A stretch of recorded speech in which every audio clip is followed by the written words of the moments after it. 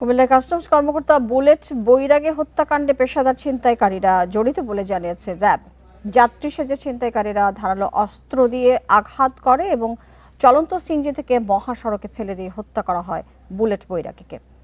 জড়িতরা bullet বৈরাগীর কাছ থেকে mobile phone, bag ও কিছু টাকা ছিনিয়ে নেয়। এই ঘটনায় 5 জনকে গ্রেপ্তারের পর এসব তথ্য পাওয়া গেছে বলে জানিয়েছে র্যাব। হত্যাকাণ্ডে জড়িতদের সবার বাড়ি কুমিল্লার কোতোয়ালি থানার বাসিন্দা। গত শনিবার সকালে মহাসড়কের কোটবাড়ি এলাকায় ফুটপাত থেকে বুলেট বৈরাগের মরদেহ উদ্ধার করা হয়। এর আগে প্রশিক্ষণ শেষে শুক্রবার রাতে চট্টগ্রাম থেকে বাসে কুমিল্লার উদ্দেশ্যে রওনা হন কুমিল্লা কাস্টমসের সহকারী রাজস্ব কর্মকর্তা বুলেট বৈরাগী। পথে পরিবারের সঙ্গে তার মোবাইল ফোনে কথা হলেও পরে ফোনটি বন্ধ পাওয়া যাচ্ছিল।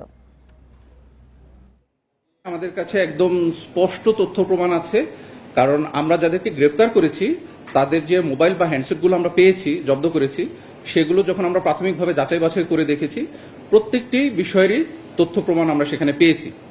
সেগুলোর অডিও ভিডিও রেকর্ডিং পুরোটাই আমাদের কাছে আছে।